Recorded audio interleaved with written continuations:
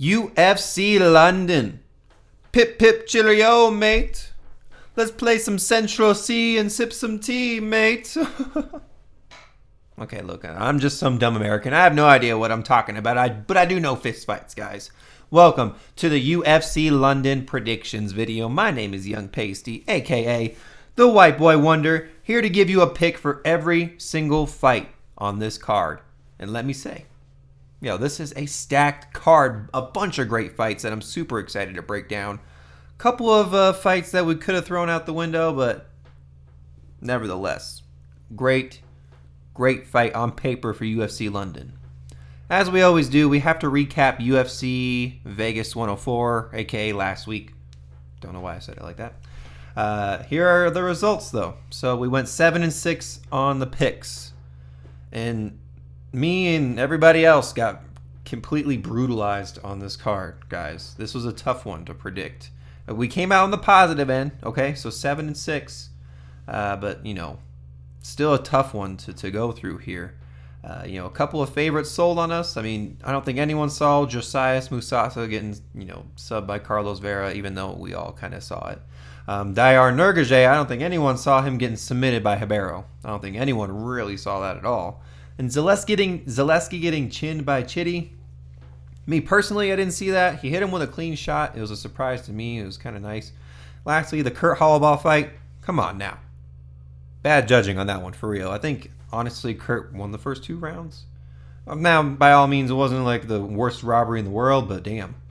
Not one judge really scored that well. So, nevertheless, we come out on the positive end at 7-6. Overall, for the year, we are 65-40. So, before we begin breaking down UFC London, if you're new to the channel or if you haven't, dang, already, come on. Subscribe, like, comment, share. Support goes a long way, and I got great content. Picks on Monday, bets on Wednesdays. So, let's go. Let's get this started. UFC London, the main event. Pretty good main event. I'm not going to lie. I'm excited for it too. Leon Edwards, a.k.a. Rocky, versus Sean Brady, the up-and-coming Sean Brady. Odds on the fight, plus 125 for Leon, minus 150 for Sean Brady.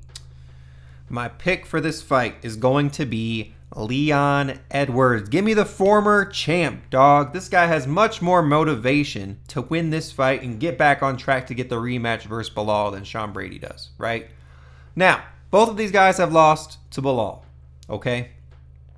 Sean Brady got knocked out by Belal, and honestly, that fight was just not a good look for him. He looked okay in the first round, but coming on in the later ends of the first round, and especially in the second round, he was getting bullied by Belal. He got handled by him. He just let him take care of business. You let Belal get a knockout on you? Now, it was early stoppage, right? It was in Abu Dhabi, in Dubai. Somewhere over there, right, where they're all wanting him to win. So I think they kind of gave him the edge with the knockout, like the lean, like the little there you go. Because I mean, look, Sean Brady was still there. Like, he threw his hands up, like, what the hell? Even though he's hitting the crap out of me and I'm not fighting back, I'm still here. Nevertheless, they called it a knockout, and he still lost to him. He was going to lose that fight regardless. So now, Leon Edwards, why I like him in this fight. He went 5 rounds with Belal, and he arguably won 2 rounds versus him. He has much more 5-round experience than Sean Brady does. Sean Brady has one 5-round fight in the UFC, and it's versus a washed Gilbert Burns. And look, you had to get through him. It was a test you had to pass, right? But it's not like the prime elite Gilbert Burns that we've seen in the past, right? It's an older, washed Gilbert Burns. So, and you went decision with him, right? Leon Edwards, he's fighting tough competition. Other than Belal Muhammad, he's got Colby Covington, Kamaru Usman twice, Nate Diaz, but that's almost 3 years ago. I'm not really going to add that into the mix here, even though Nate Diaz is a tough motherfucker. Sean Brady, I mean, the competition, this is his biggest step up yet, right? And he does have some notable wins in the past. But if you look at him, are they? Jake Matthews, okay, he's a solid guy. Michael Chiesa, I mean, really? He's kind of older. Lost to Belal Muhammad. Submission over Kevin Gastelum? Meh. And like we just discussed, the Gilbert Burns fight. So it's like the fights Sean Brady are putting on, yeah, he's getting wins in the UFC. Yeah, these are tough people, but it's kind of like you get them, oh, they're out of their prime, or they're, they're just mid-level competition. It's, Leon Edwards going up against the killers in 5-round fights, man. He's tough. I mean, if everyone's concerned and like about the wrestling threat from Sean Brady, and they're thinking he's gonna just take down Leon Edwards like Belal did for 5 rounds, come on now. Let's be serious here. Leon Edwards has decent takedown defense. He has pretty good wrestling. He's good on the mat. He can get up if he chooses, not chooses to, but he can work his way up and get back up to the feet. And he's a much better striker than Sean Brady. He has nice boxing. I think he has a little bit of a reach advantage here, if I'm not mistaken. A little bit of a reach advantage here. You'll see he's longer. He's definitely longer than Sean Brady. He's got the hometown advantage. He's from London, Manchester, wherever that may be. Where's this hell dude from? Birmingham. England. Okay, he's from England. He's from the area. People are going to be cheering for him heavy. But not this American. Okay? And I just think that he can withstand the takedown threat, and he has better striking than Sean Brady. I mean, Sean Brady was getting pieced up by Belal Muhammad. And I'm not saying that's a bad look, because Belal is obviously the champion, right? But Leon Edwards is he's champion 3 times. Defended the belt 3 times. I just can't doubt Leon Edwards here. And you're going to and he's an underdog, so people are really counting him out. And look, I'm going to give Sean Brady his flowers and the credit where it's due right here. Okay, look, he does have decent striking. He's Philly tough, so he's a tough guy. He can eat a shot. He has nice sub threats if he gets to the ground. I mean, he has that nice momentum other than the Belal loss. He has nice, takedowns and feints and wrestling pressure if he gets there. But again, I think Leon Edwards can withstand that. And 4th and 5th round, right? How are we going to see that? He looked okay in the 4th and 5th round versus Gilbert Burns, but it's not like this fantastic pace he put on for 5 rounds, which I think Leon Edwards can put on a better pace than Sean Brady does. So, good fight, man. Good fight. But we got Leon Edwards by decision. What does the community say at Tapology? And prior to this, I haven't looked at any of these decisions from Tapology, so I'll be as surprised as you are. Everyone's agreeing with me. Not everybody. 54% of people are on Edwards. Most say by decision. 46% of people on Brady, though. Why are people doubting my boy Rocky? Why? Leon Edwards by decision. Tough dude. Could see Sean Brady gas in the later rounds. Could. Excuse me. We move on. Okay, come on now. They got to update this picture. The confetti looks like he got a little Band-Aid on his head. Next fight, the co-main event. Ooh, a good co-main event. I'm excited for this one, too. We got Jan Blachowicz versus Carlos Ulberg, the Black Jag. Odds on the fight, what do we got here? Plus 185 for Jan and minus 225 for Carlos Ulberg. I think these are a little juicier now. As in, Carlos Ulberg is, a slighter favorite than that. I think he's sitting at like minus 250 in some places. Anyway, getting into that too much. My pick for this fight is going to be Carlos Ulberg. Give me the up-and-comer, man. Give me the younger guy. How old is he? 42, man. Jan Blachowicz is 42. Carlos Ulberg, 34. That's 8 years younger. Now, this isn't just based upon age, right? And Jan Blachowicz, this is a tough test to pass, okay? This guy is a tough, badass motherfucker, okay? He's tough, man. He has loads of UFC experience. Loads of UFC experience. Great kickboxing, nice striking, heavy leg kicks, mixes in the wrestling. But there's 3 things I'm concerned about with Jan right now, right? It's his age, sitting at 42 years old. Actually, 4 things now. Excuse me. His age at 42 years old. His motivation. Jan, do you really think you're heading for the title right now? You beat a Carlos Ulberg, I just don't see you. What, do you expect if you're gonna beat Carlos Ulberg, they're gonna give you Ankalaev? Come on now. I don't think so. Enclave's next fight's obviously going to be Pereira. Obviously, dude. They're going to book that one ASAP. But yeah, I like it. The motivation. Because, I mean, if he doesn't see that, then he's just blind to it. So, next is the cardio. It's like, how is he going to look in the second and third round, those later rounds? And he's coming off a little bit of a layoff, man. A year and 7 months since he last fought. And granted, it was, to Alex Pereira, right? But Ulberg is active. He's fought 3 times to his 1 in that time span. You know what I mean? So Carlos Ulberg staying active in the octagon. And let me just go over why I like Carlos Ulberg so much and why. I mean, we're fading Jan here. Carlos got that KO power, decent cardio. He's younger, great kickboxer, training at City Kickboxing, I'm pretty sure, right? Yep, there it is. So he's training with Izzy and all those people over there. He's on a 7-fight UFC win streak. Come on now. He's long, he has great kicks, he has a nice jab, really good movement. Takedown defense is there, good fence work. I mean, Jan has good fence work too. He mixes in takedowns and feints, but he's just kind of hittable, man. Carlos Ulberg's going to take advantage of that. I just see him jabbing, mixing in the leg kicks, getting elbows in on the fence when it gets there because Jan will like it there. But I think Jan will initiate that. Carlos will be able to flip it, get some nice elbows in, break apart. Man, I am a fan of Carlos Ulberg. He has got the momentum. He's on the rise. I think he is up next, man. Give me Carlos Ulberg, the rightful favorite. I think these odds are in line, honestly.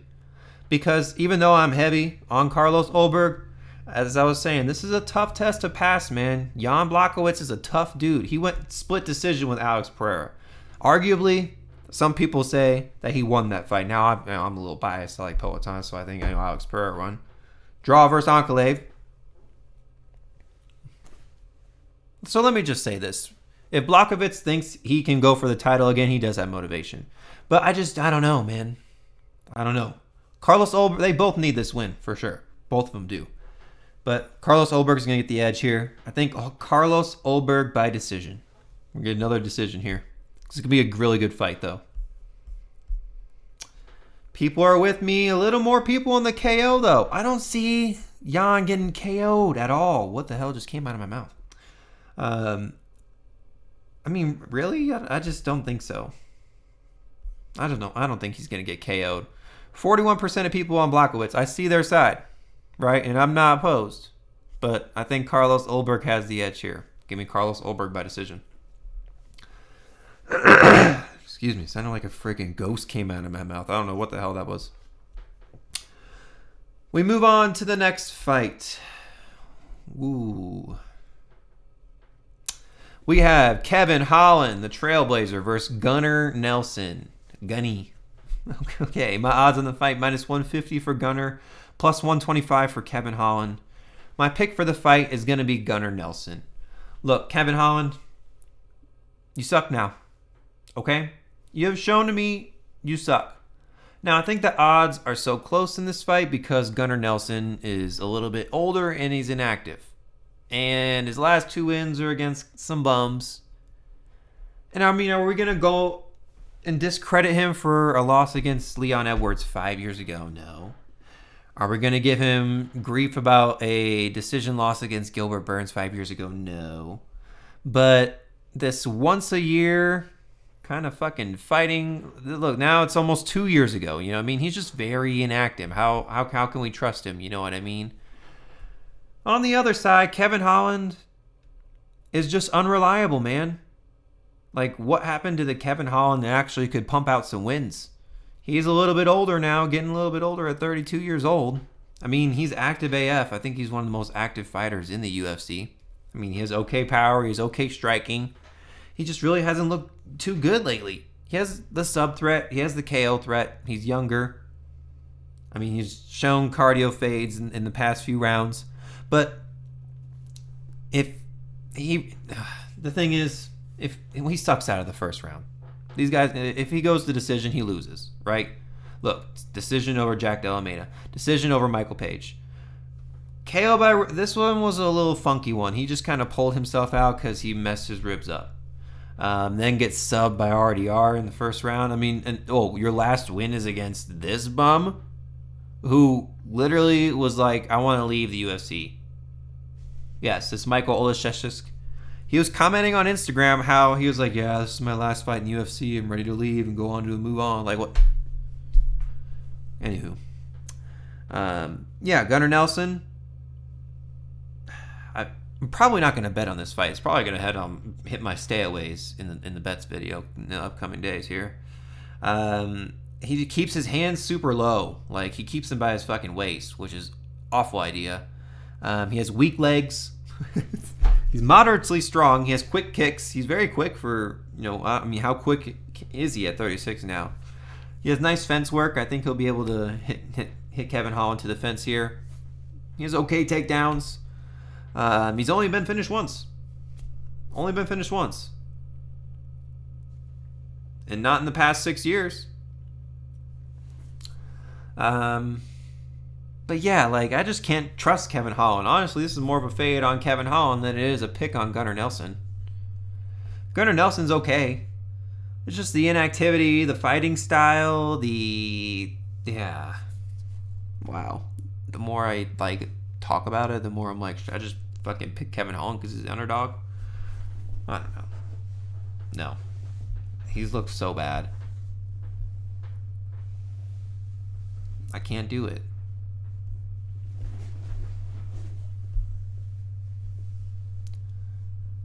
Holy moly. Gunnar Nelson by submission? I guess I didn't even say it. I just went down here and took a peep. I would say Gunnar Nelson by fucking decision. I'm on this little sliver here. Kevin Holland by knockout. I could see that happening. Here's the thing people are so concerned about. I'll highlight it too. Is this reach advantage, man? It's awful. Kevin Holland got a 9-inch reach advantage, so you'll see it. It's notable there in the octagon. And Gunnar Nelson coming up in weight. You know what I mean? So we'll see. Picks on Gunnar. Man. I don't know. I really don't know.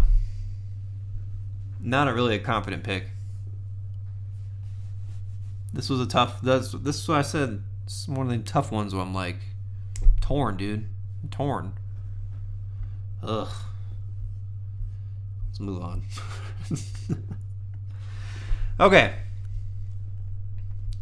Hey, we got Molly Meatball McCann versus Alexia Thainara.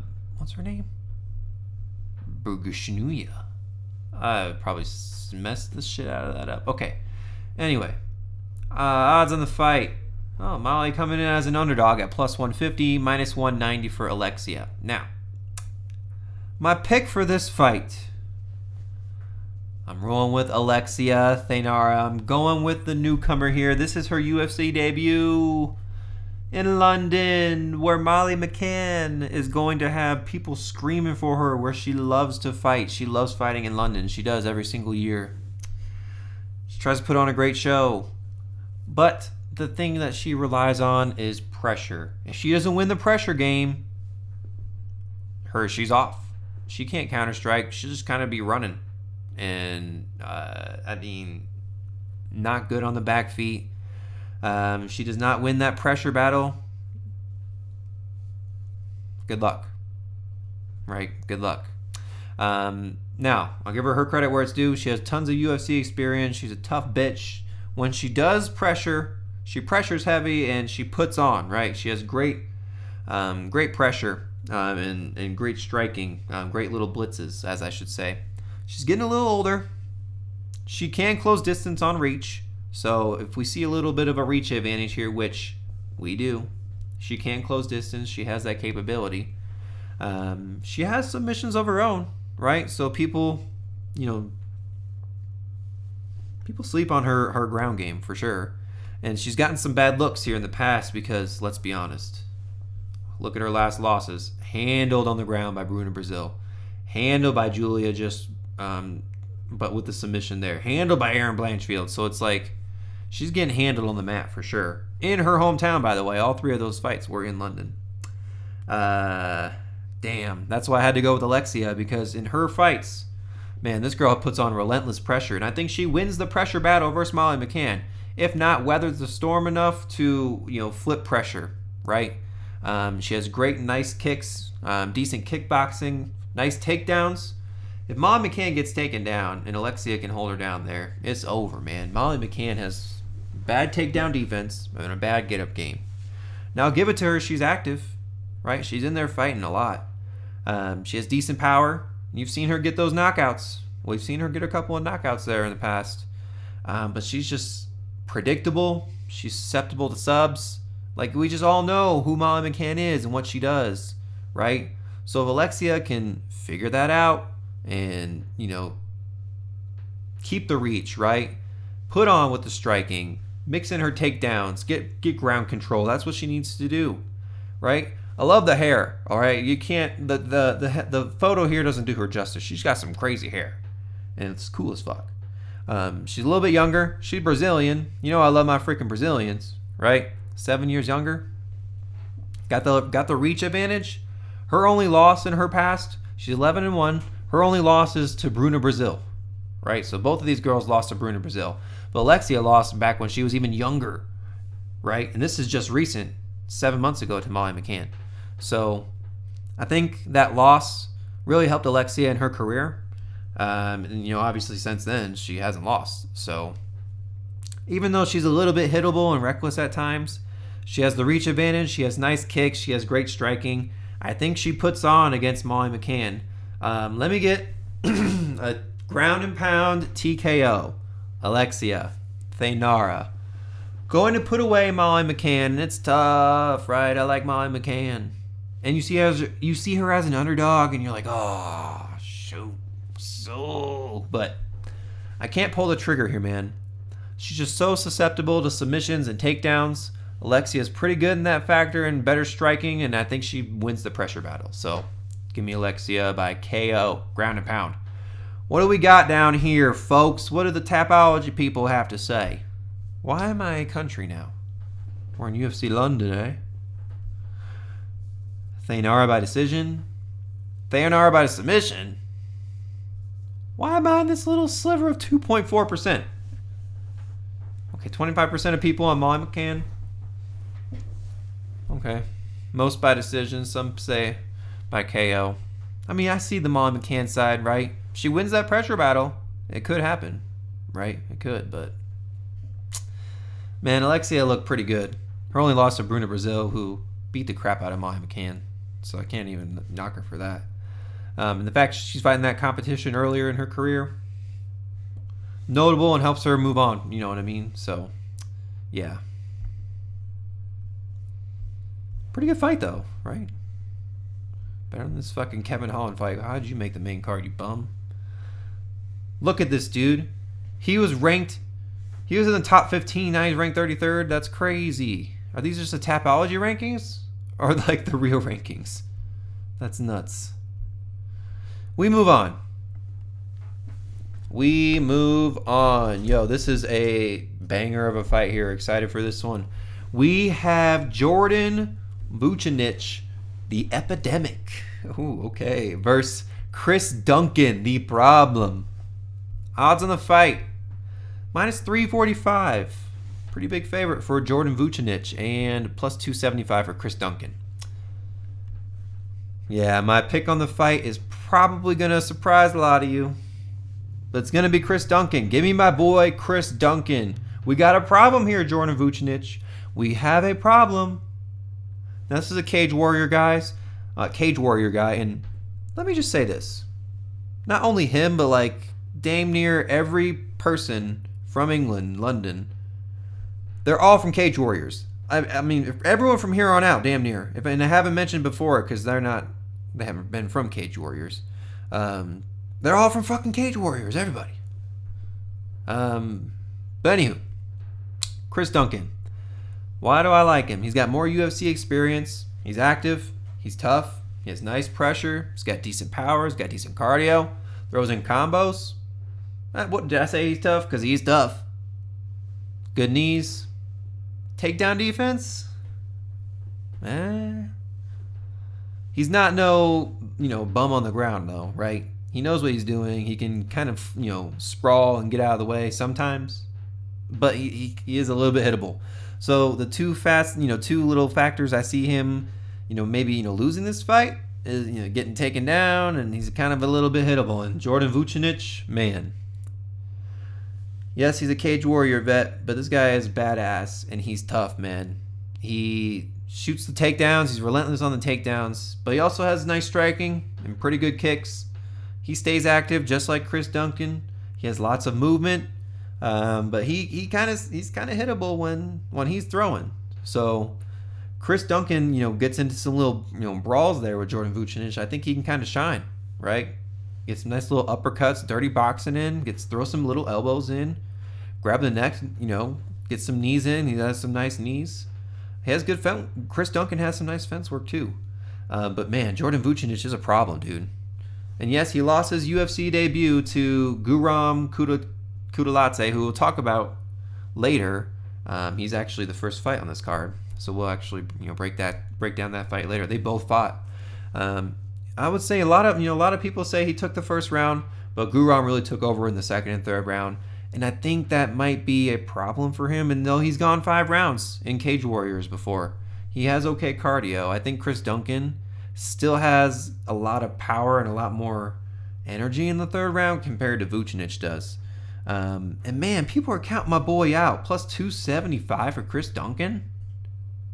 They counted him out last time too against Blachowicz, and guess what? Gets a first round submission over the dude. So don't say he's not well versed on the ground. He's just pulling off submissions early like that. And look, a lot of people are on the Vucenic side. I already know it. I haven't looked, but I already know when I scroll down there, everyone's going to say Vucenic by submission. And that's because Manuel Torres ultimately submitted Chris Duncan. But Manuel Torres, that's his thing, right? He's one of those first round come at you guys with all I got. After that, he kind of sucks. Second, third round, you can put on from there. He is tough. Manuel Torres is a tough guy, right? A tough guy to beat. The first round, a first round with Manuel Torres is no easy task. Okay, so let's just say that he didn't end up, beating the task, but he got almost there. Okay, he got almost there. He looked okay. In that fight. But a win over Yanal Ashmus, a win over Omar Morales, a win over Charlie Campbell. Crazy, nice flatlining knockout. Looked good in the Omar Morales fight. Had put on the wrestling there. Same thing with the Yanal Ashmus fight. Put on the striking, the wrestling. I mean, people are counting Chris Duncan out. They're counting him out. I think he takes this fight. Let me get him Chris Duncan by decision, man. Chris Duncan by decision. Jordan Vucenic is tough. Okay, but I think people are overrating the wrestling and takedown and submission threat. But I mean, look, could Chris Duncan get caught? Yeah, he sure could. His takedown defense is mad, but I think his sprawls and his get-up game can get him back to the feet. And honestly, he can get his own takedowns if needed, right? But honestly, he likes to strike, throw heavy shots, get you to the fence, clinch work, knees. But this is a really good fight. Oh my gosh, look. I've been dreading scrolling down. I already know. People are going to say Vucenic by submissions, be like 80%, 85%. Count my boy Chris Duncan out. Good look might be, an over on the rounds props, or Chris Duncan on the points cards if you're looking to bet later in the week. We'll go over that in the bets video, but let's see what we got down here. I'm scrolling so slow. Look at that. Vucenic, 82% of people on Vucenic. 54.5% by submission, 35% by decision. The people on Chris Duncan's side mostly say by decision. So I'm on Chris Duncan here. I think he is a problem, just like his nickname. Yeah, people are doubting him. When it comes to, and this is what I'm afraid of, right? They're like, oh, we just signed this Cage Warrior guy. He's going to go 0-2, and you know what I mean? We can't have him go 0-2. He has to be Chris Duncan. He can afford a loss, and we'll keep him in the UFC roster. So I'm afraid of that kind of thing, right?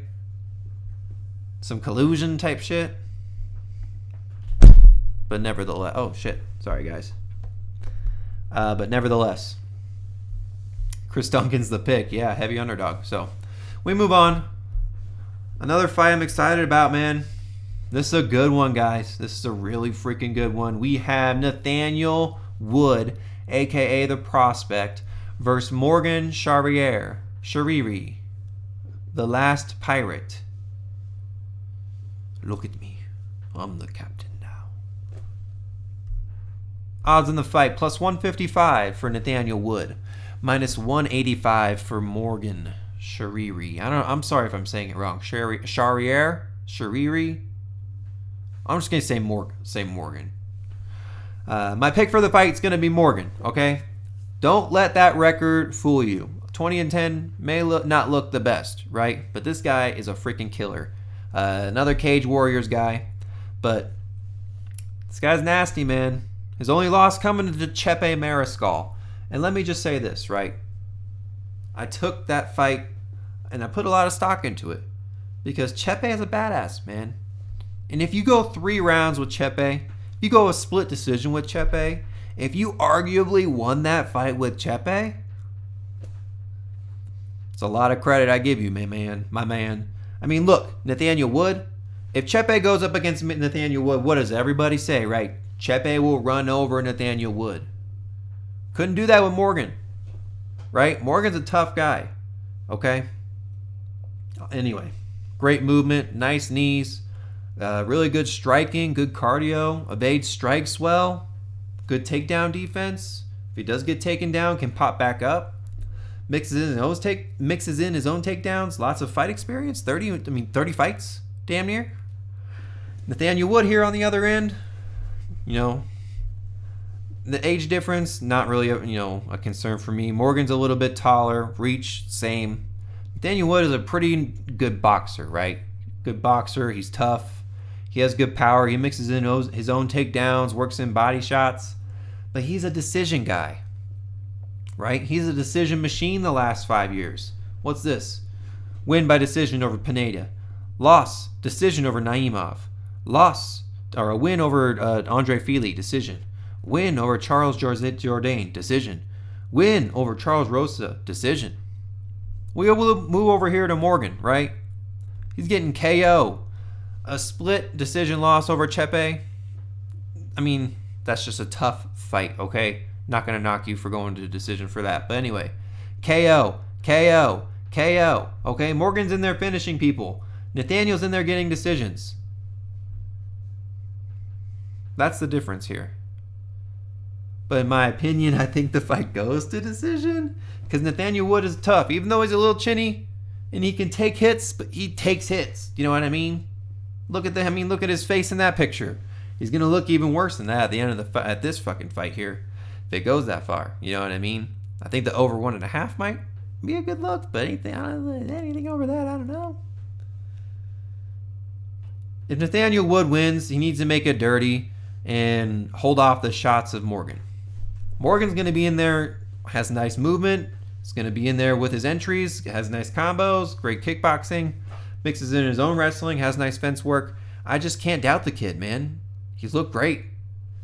And the difference here, as I was saying, Nathaniel's going to decision, Morgan is finishing people. So, give me Morgan. Whoa! That's crazy. Because look, odds on the fight, plus 155 from Nathaniel Wood. People doubt my boy Morgan? Wow. I'm surprised by this one, as you saw. Yeah, Morgan by decision was my pick. Yeah, I can see the KO coming too. Nathaniel Wood by decision? They really think that he's going to nullify Morgan like that? Come on. No way. If Chepe could, look, he went to split decision with Chepe. Chepe couldn't even nullify him like that, right? He still got his shots in. You saw Chepe at the end, and he was beat up. Man. Am I putting too much stock into the Chepe fight? I don't think so. You've seen Chepe. The dude's a killer on a roll. Crazy to me. We move on.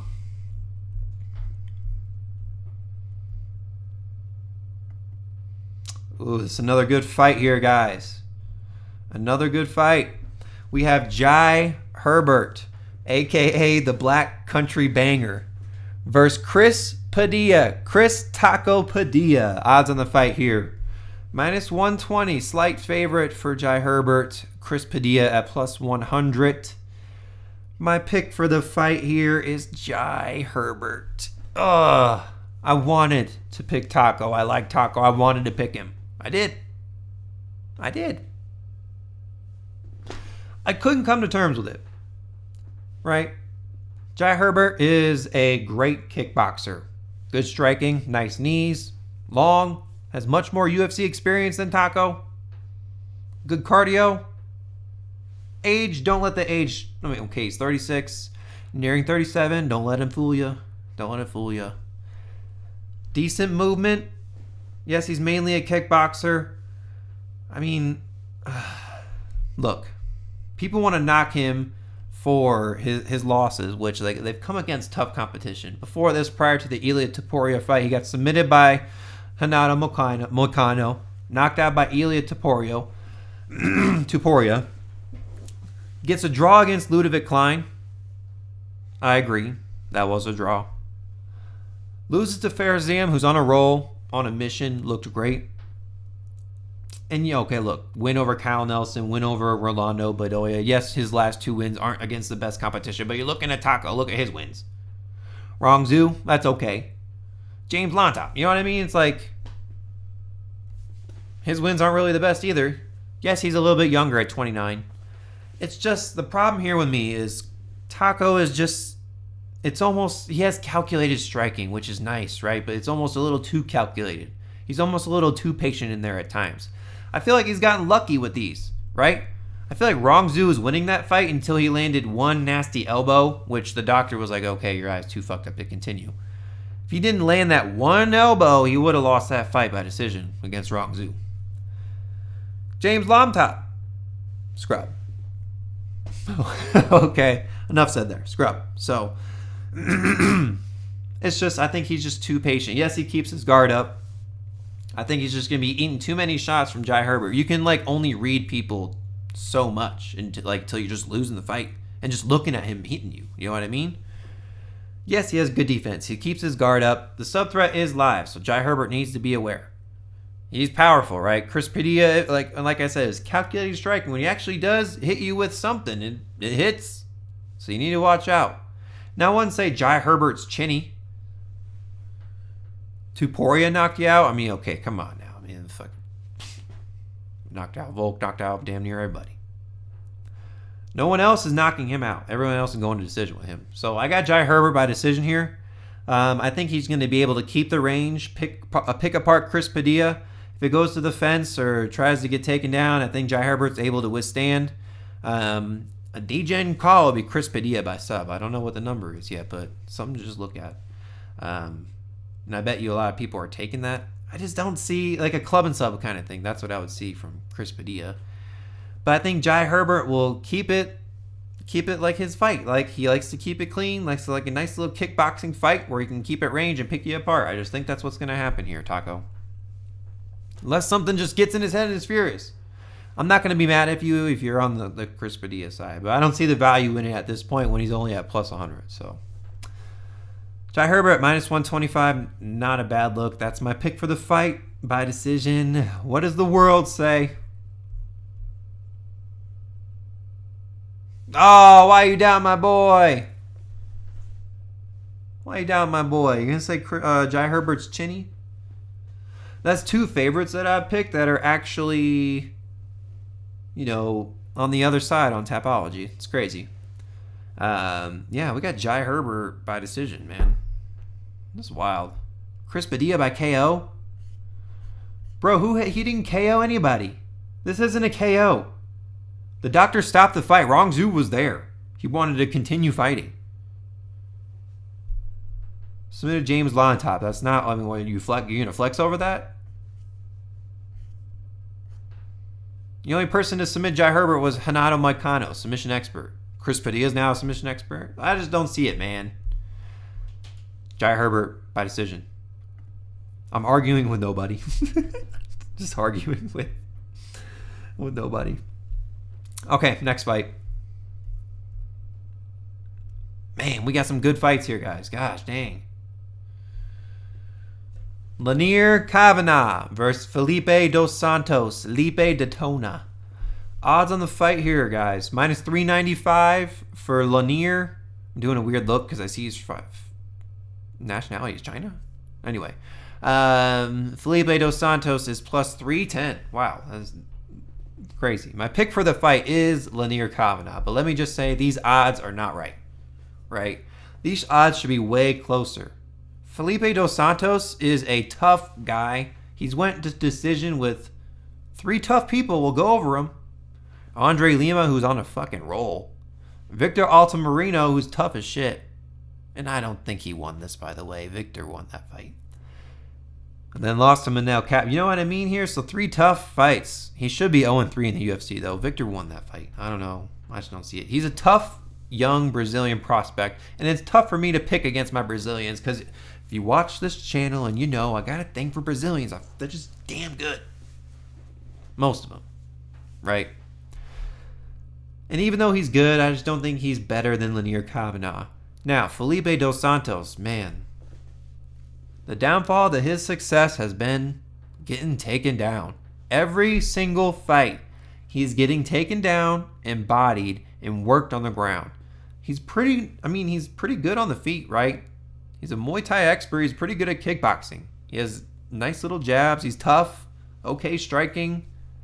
He's taller here in this situation. But man, he's just so susceptible to takedowns. And it's not like he has this crazy submission threat on the ground. He tries, but he obviously hasn't been successful. Right? And he's not even using the submission threats to get back up onto the feet. He's still on the ground there. And I've seen Lanier Kavanagh in not suspect scenarios. Actually, a couple. Actually, I wouldn't say suspect, but a little shaky, funky spots where it's like, oh, you could be getting subbed here, but he finds his way out. Lanier Kavanagh, KO power, man. Another Cage Warrior alum, like I was saying. Jai Herbert was too. He's powerful, has nice movement. He's fast and quick. He's got the hometown advantage. He's China nationality, but he's fighting out of, obviously the Great Britain top team. So he's got the hometown advantage there. People are going to be cheering for him there. He's poised. He's just fought lower level competition. This is his highest step up in competition, which I think is justified and suited here, actually. This is a correct level up in competition. We've seen Felipe dos Santos. He's a tough young kid, man. Going to decision with those 3 people is no easy task. And he's younger. He's younger than Lanier. It's crazy. He's younger than everybody he fights, somehow. But Lanier Kavanagh, if he watches all the other fights, does his work, does his homework, he can take down Felipe and get some nice ground and pound in, man. I've seen him do the ground and pound and the work on the fence. He gets some nice elbows in. He gets some nice deadly thudding shots in. And if he catches him with like a little overhand or one of his strikes, he mixes in body shots too.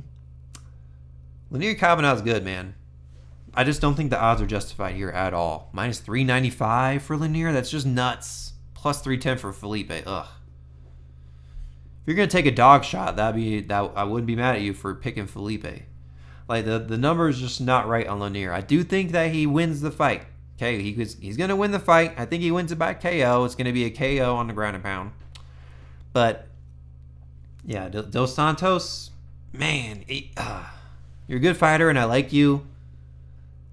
I just think maybe you needed a little more experience before you got into the UFC. Like, can you brag about a Victor Altamirano fight, a split decision that you lost? You know what I mean? What you can brag about is, at least being tough and going the distance with these guys. So, I'll give him a nod there, right? He's fought better competition. A little bit of a sub threat, but Lanier can get out of it, I think. So, the D-Gen call will be Felipe Dos Santos, but maybe KO/sub. But ultimately, I think Lanier KOs him. Ground and pound. What do we got here, Tapology? By decision? Nah. Look at this point two. Maybe one person picked it by submission. Kavanagh by KO, man. Kavanagh by KO. Good fight, though. Good fight. We keep moving on, and we keep moving on to good fights, dude. Getting a little sad because it's like I just want to keep breaking down good fights. Shit. Next one on the card, we have Marcin Tybura versus Mick Parkin. Odds on the fight here. -140 for Marcin and +115 for Mick Parkin. Mr. Undefeated here. And I gotta go with the momentum. I'm rolling with Mick Parkin. That's my pick for this fight. Yes, I am aware that Marcin Tybura is a tough guy, right? He's ranked for a reason. He's not too old. He's only at 39. And yes, he's 10 years older at Mick Parkin.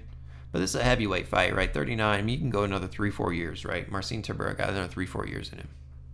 But he's ranked for a reason. People just don't fly by Marcin Tybura. But Mick Parkin is going to get his takedowns as usual, going to get his boring ground control, and win the fight by decision. That is what Mick Parkin does, okay? He has decent striking. He mixes it in to ultimately get his takedown, whether it be a single leg, double leg. He's just gonna gotta get his hands wrapped around some body part of Marcin, and he's gonna get him down. Okay, it's gonna happen. All right.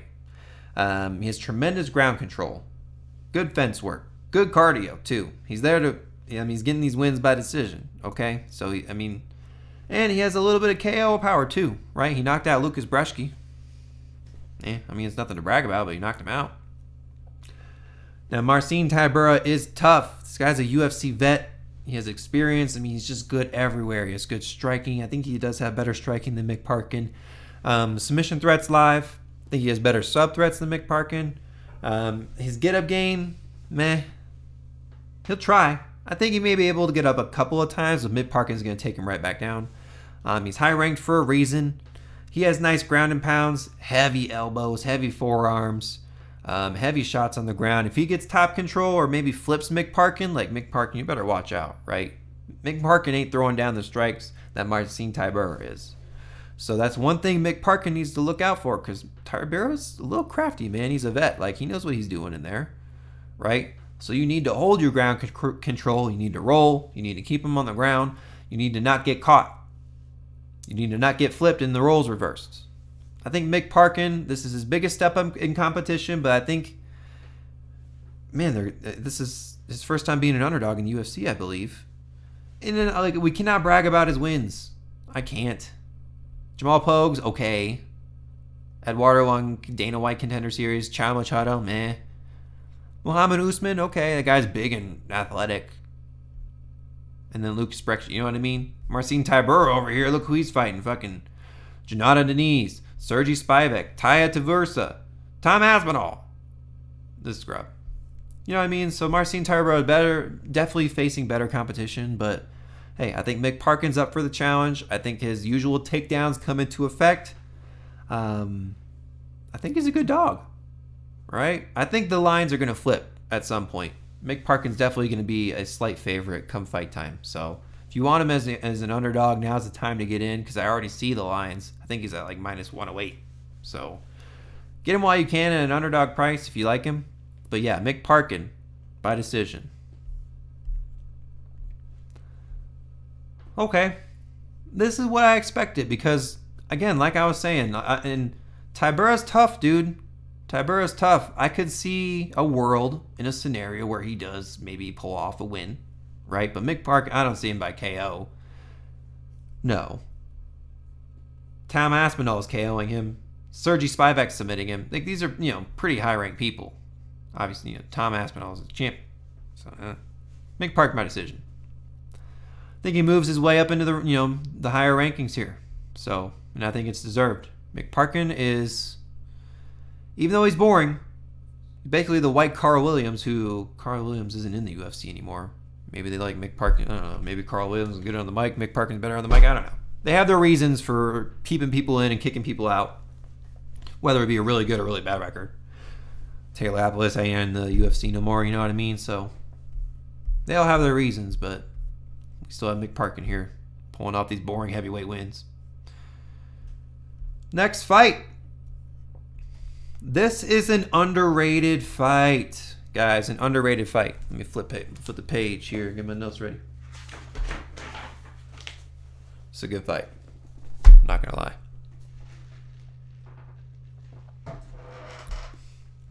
We got Andrey Pulyaev.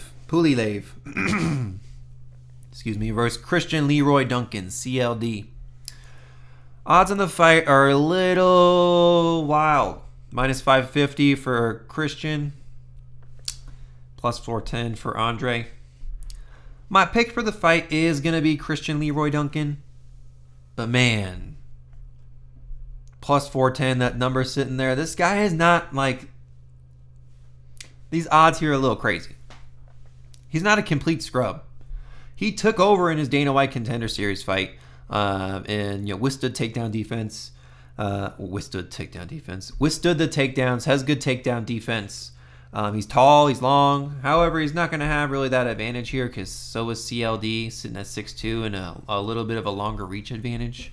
This other Liam Anderson guy he went up against on Dana White Contender Series is a little bit smaller. Reach was not really there. And didn't have the power that CLD does, man. Is CLD a little overrated? I would say so. He is another Cage Warriors guy. He's got the hometown advantage. He has okay fence work. I think if he gets to the fence, he's going to handle Andrey Pulyaev because, man, he got worked on the fence. That's not his strong spot there. So I think Christian can find a lot of success getting into the fence, getting nice knees in, getting nice elbows in there. Andrey Pulyaev is, he's tall. He's a little bit taller. He has nice long legs, has nice kicks. I think he can find success kicking Christian to the body and the legs, so he's got to look out there. But Christian's tough. Christian's quick. He has good movement. I think he'll be able to actually avoid a lot of those leg kicks. He has his own good leg kicks that he can mix in. He has decent combos. Man, his elbows are nasty. And he mixes shots in everywhere, dude. He'll punch you everywhere. All right? Eyes, ear, mouth, nose, head, shoulders, knees, toes. Fuck, dude. He'll punch you anywhere, right? So, man. But, like, the underdog shot on Andrey Pulyaev, it's not really a long shot, man. It's not like these odds are way too wide. He has pretty good cardio. Everyone was underrating the shit out of him on Dana White Contender Series. This is his UFC debut. His shots are a little bit slow. He's a little bit hittable. But he just stays in there. He just keeps kind of going. He has pretty good cardio. He works better at range, but man, this people can close distance on him easy. Like it really wasn't that hard for people to do that. And prior to his fight in the UFC, he was fighting some bums.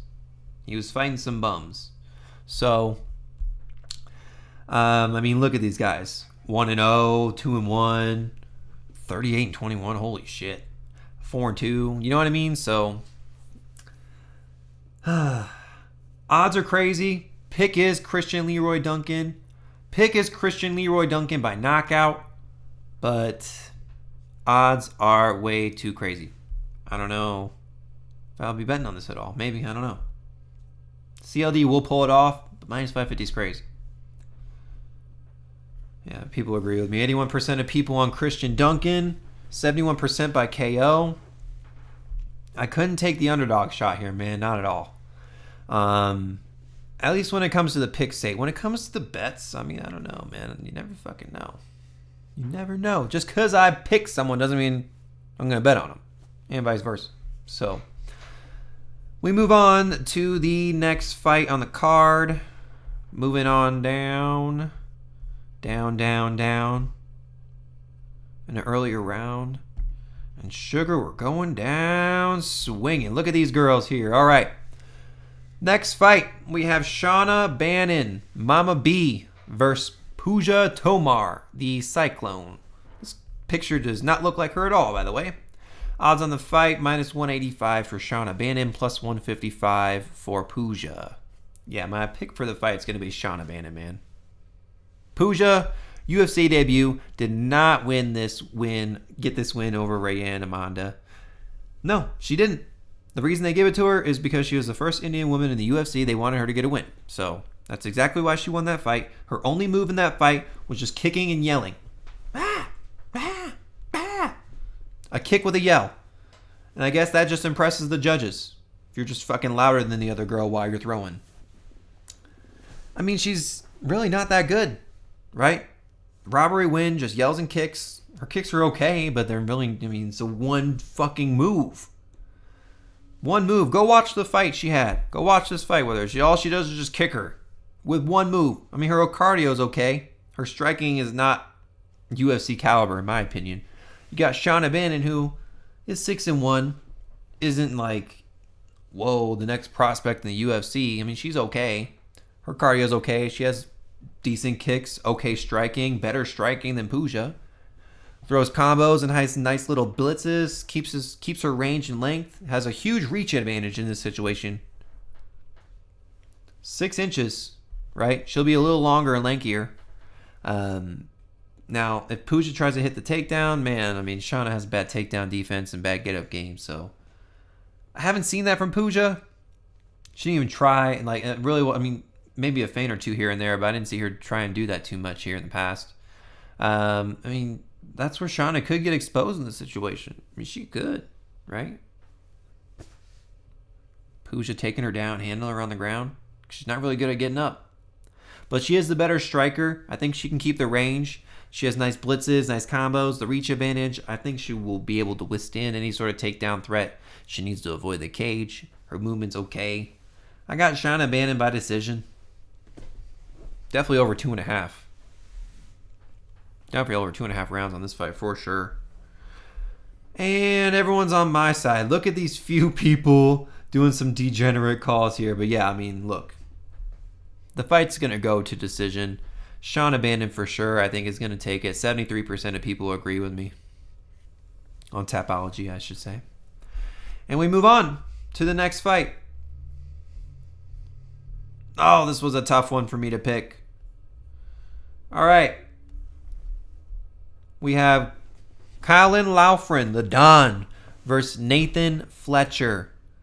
Odds on the fight here. Laufren is the underdog at plus 130 and minus 160 for Nathan Fletcher. Man.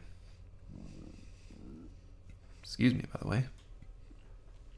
My pick for this fight is going to be Nathan Fletcher. But I'm going to just take this with a grain of salt. This one was very tough for me to pick. I was almost going to come on here and flip a coin to pick somebody. But I can't do that. I'm not going to give that to you guys. Man. Why? I mean, this is kind of at the moment, a lower level kind of fight, right? We don't know what we're going to see from Nathan Fletcher because he's so inactive and only has one fight in the UFC. Let's go over his fight history here. 5 fights in the last 5 years. 4 years, right? 3 years and 8 months. 3 years and 5 months. 2, 1. Like, he's fighting once. Okay, maybe every 6 months here. Maybe I got that mistaken. Maybe he's a little more active than I thought. Nevertheless, Laufren is way more active than Nathan Fletcher. He has 5 fights here since 2022. While, Nathan Fletcher, not that many in that time period. Now, let's move off the activity topic here. Laufren, tough guy, but super hittable, man. So damn hittable. Has no fucking defense at all. He has okay striking. He really thrives in the close encounters, right? He likes that kind of dirty boxing kind of look. Distance is not his game. His takedowns are okay. He does mix in takedowns and feints, so Nathan Fletcher needs to be aware of that. But man, Nathan Fletcher's in there to take people down, right? His striking is okay, but he's really in there for top control and ground and pound, and kind of so is Laufren, right? That's where he kind of thrives too in his kind of up close striking. Laufren definitely has a striking advantage here. I think if Fletcher isn't able to take Laufren down, he's gonna have some issues, right? He's gonna test the waters in the striking, see if he's better in that department than Laufren is. Both cage warrior guys, as I was saying earlier, a bunch of fucking cage warrior guys. But I think Fletcher is able to take Laufren down, even though he's like fucking a little teacup, short and stout there, Laufren. I mean, he's a little short, stout, bulky fucking dude. Like, people have taken him down. We'll see if Nathan Fletcher can hold him now, because he's I just feel like he's not as muscular as Laufren. But one thing we need to see here is the weight cut. Nathan Fletcher's coming down in weight. All right, let me go back here. Look at this fight. It is at... What the hell? It doesn't tell me here at the front. Hold on.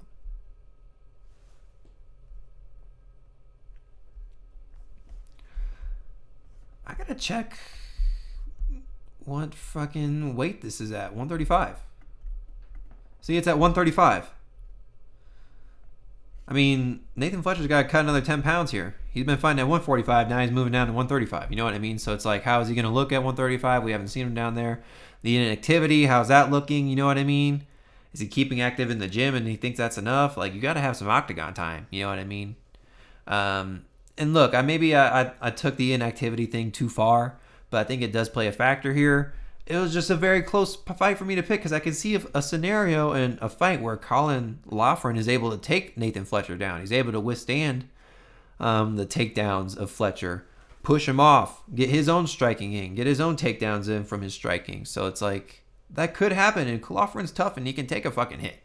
I mean, look at this guy's face. It was just meant to get hit, right? He literally looks like the dummy that you see at the stores that you like punch and hit. Am I wrong? It literally is the same build face, right? So that face is just meant to hit. So I think Nathan Fletcher can get him on the ground and get a submission ultimately. I think he can.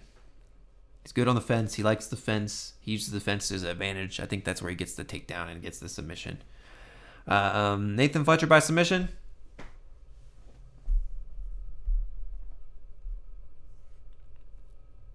Ah, 82% of people on Fletcher. Most say by decision, some say by submission. 18% of people on Loughran. He just hasn't looked the best in the UFC. He really hasn't. Loss over Jake Hadley. Come on now. You lost to Jake fucking Hadley? Yeah.